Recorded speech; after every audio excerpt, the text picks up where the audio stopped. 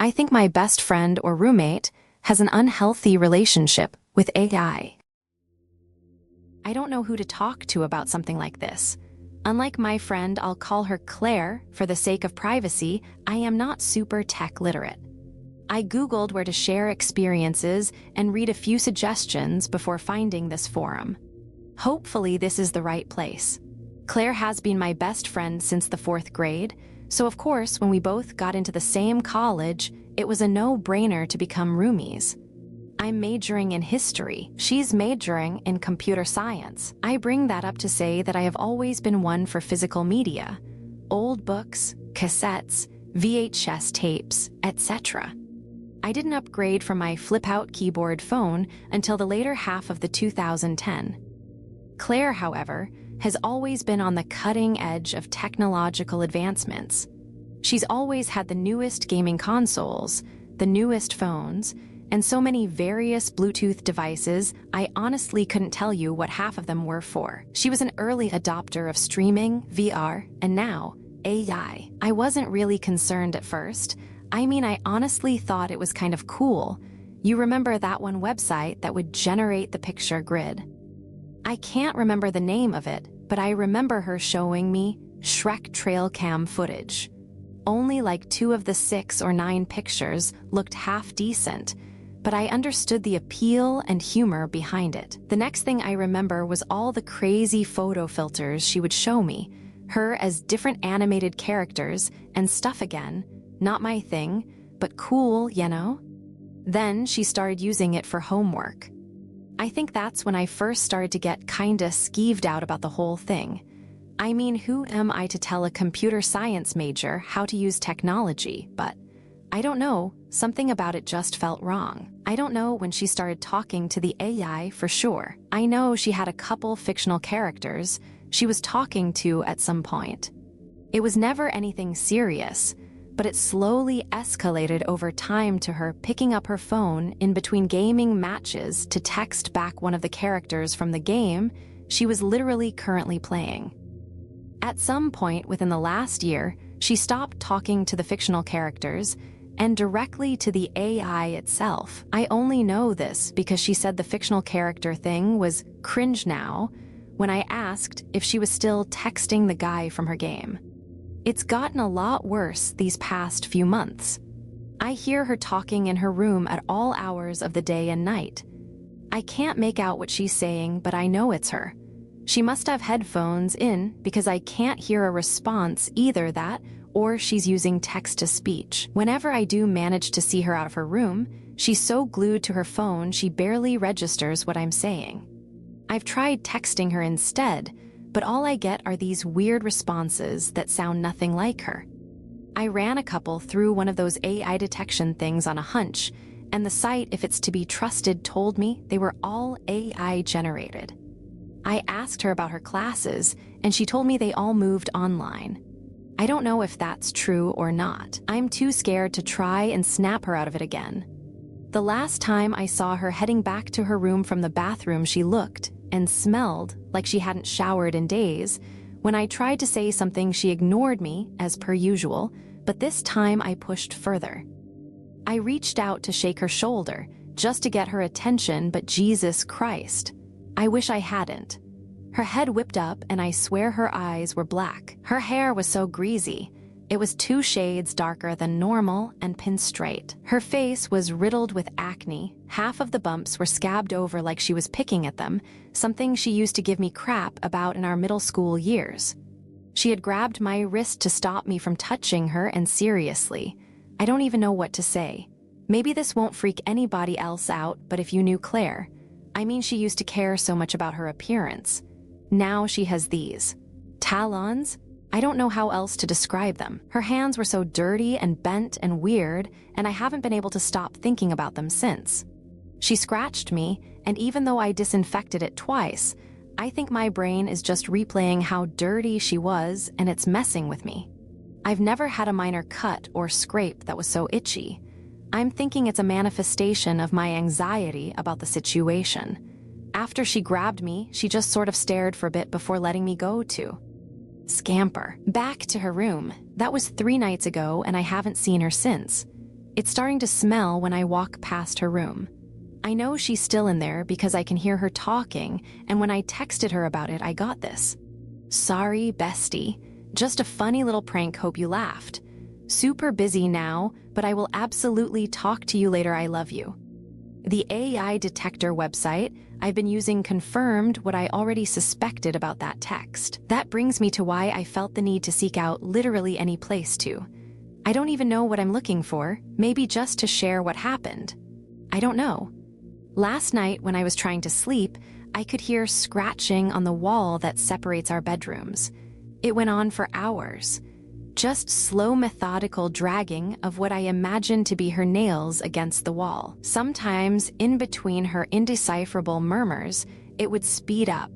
And just the thought of it makes me feel ill. I genuinely have zero fucking idea what to do here.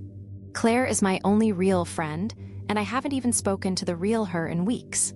I'll update this if anything else happens, but honestly, I'm worried what state she will be in the next time I do see her. I think I'll try leaving some food and water outside her bedroom door tonight. Maybe that will help. Submitted by /u or equivalent mess 420 link comments. I shouldn't have gone to Redwood Forest. I took a trip to Shadow Falls, Massachusetts to visit a friend of mine from college. He just moved there a few months earlier and kept telling me how much he liked it, so I figured I'd come out for a few days and see the place for myself.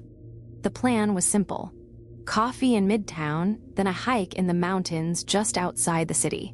While we were sitting in the booth at the coffee shop, talking through the details of the hike, I asked him what the trail was called. Redwood Forest, he said. The moment he said it, I noticed someone staring at us. An older man sat alone in the booth beside ours. He had been drinking his coffee, but now his cup was sitting untouched on the table, his eyes locked on us. Not curious, but focused. My friend noticed it too. After a few uncomfortable seconds, we politely asked if everything was okay, if there was something he needed.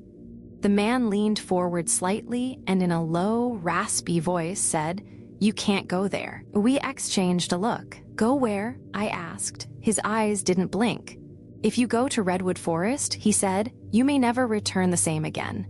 My friend laughed nervously and asked him why. The old man reached into his jacket with a shaking hand and pulled out a pen. He grabbed the napkin beneath his coffee cup and began to draw. He was slow and deliberate. When he finished, he slid the napkin across the table toward us. It was a trail map, not detailed like a real one, but very specific with turns, bends, markings, all laid out in a way that felt intentional. "If you go," he said, "you follow this exactly. If you don't, you won't make it back." My friend thanked him politely and said we had plenty of hiking experience. The old man's posture stiffened. "You take it," he said sharply. His voice became firm, loud enough that a coffee shop employee stepped over to make sure everything was all right. I assured her we were fine. As we stood to leave, I felt a strong instinct telling me not to walk away without that napkin. So I grabbed it and slipped it into my back pocket before my friend noticed. As we left, the employee apologized for the man's behavior. She told us he was a war veteran, a former park ranger, and that he'd been struggling with dementia for years. I felt bad. I chalked it up to that and tried to forget about it. Then we drove to Redwood Forest anyway. When we arrived, it was beautiful. The oak trees were massive. The scenery was very naturistic. The kind of place people go to escape from the outside world. We loaded our backpacks with water, trail mix, and basic supplies, then followed the trail. At first, everything felt normal. But the farther we went, the denser the forest became. The trees started blocking out the sunlight, and it got darker fast. Patches of sunlight appeared in the distance, just enough to see where we were going. That's when we saw the backpack. It was torn open, with belongings scattered across the ground like someone had flung it into the air. There was a phone, wallet, and clothes. None of it made sense. I picked up the wallet and put it in my pocket, thinking maybe we'd run into whoever it belonged to further down the trail. A few steps later, the sunlight hit something else. At first, I didn't understand what I was looking at as something pale laid across the dirt ahead of us, half covered in leaves. My brain tried to make sense of it until we got closer, and the shape became impossible to ignore. It was a leg, a human leg, severed cleanly at the thigh, the edges torn and uneven, like it had been ripped away with force instead of cut. The skin had already started to turn gray, covered in mud and darkened blood. I screamed louder than I thought I could. My friend pulled out his phone, trying to get a signal whilst turning in a slow circle. That's when the forest behind him went silent. No wind, no insects, nothing. Then the trees started to separate like they were being forced apart. Tree trunks groaned and snapped as something massive pushed through them. I opened my mouth to warn him, but before sound came out, a shape emerged from the darkness. It was enormous, towering above the oak trees themselves. Its fur was thick and matted, soaked in a deep crimson red that looked too dark to be natural. Then I saw its bright orange eyes locked onto us. Before either of us could react, it grabbed my friend, lifted him like he weighed nothing, and threw him deep into the forest. I didn't hear his scream until I was already running. I ran faster than I ever have in my life. I couldn't feel the ground beneath my feet. All I could hear were heavy footsteps crashing behind me, shaking the earth with every step. I couldn't see, but I knew I needed to lose this creature, so I jumped off the trail into thick bushes to my right. The footsteps stopped. I stayed frozen there, shaking, crying, too afraid to breathe. That's when I remembered the napkin. I pulled it from my pocket and unfolded it with trembling hands. We had been walking in the wrong direction. We went in the complete opposite trail than what the drawn map instructed, so I slowly, carefully crept back out and followed the path it showed. And somehow, it worked. I broke free of the trees and stumbled into sunlight right in front of our van. I jumped inside and sped straight to the Shadow Falls Police Department. When I arrived, I told them everything and showed them the wallet. They confirmed the owner of the wallet had gone missing 3 days earlier while hiking in Redwood Forest.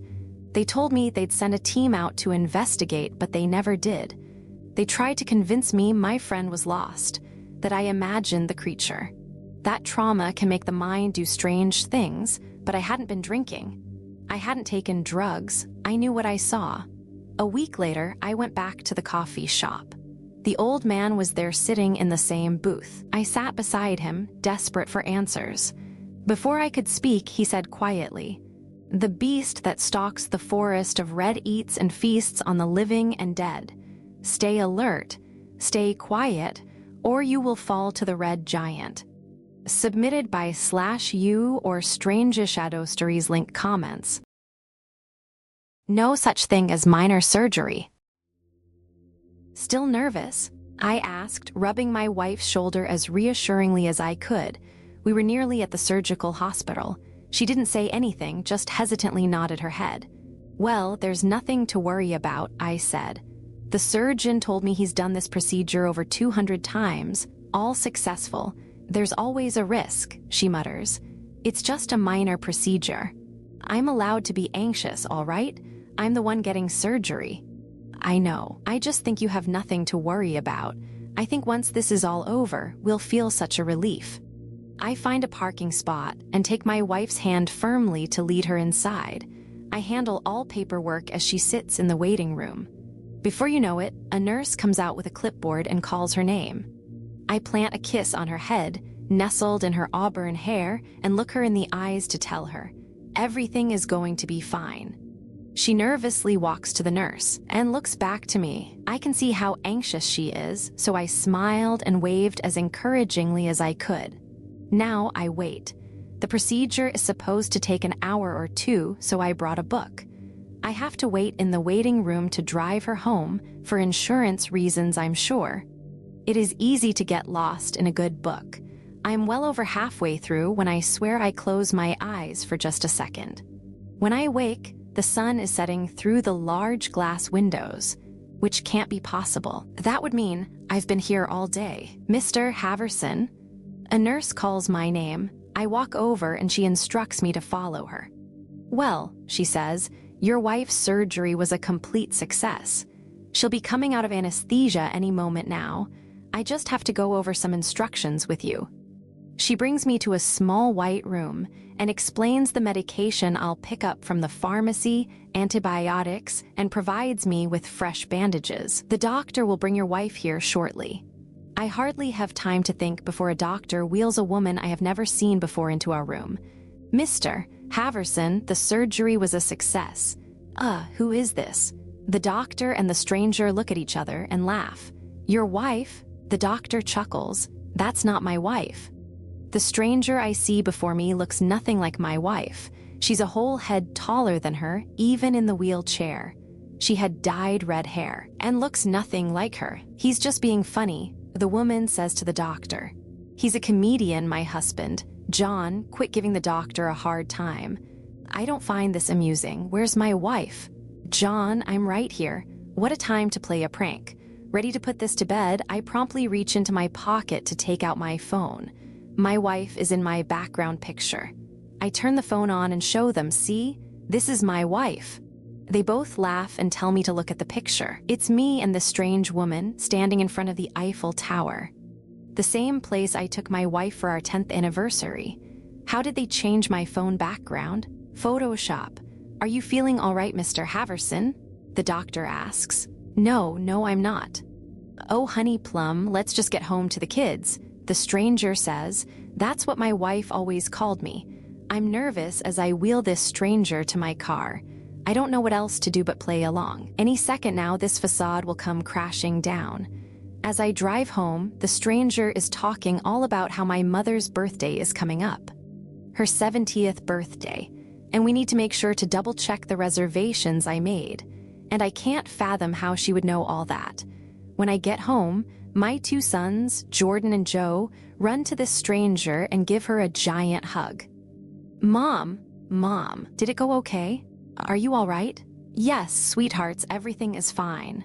They hug her like they've known her their whole lives. There are pictures of her and my boys on the fridge.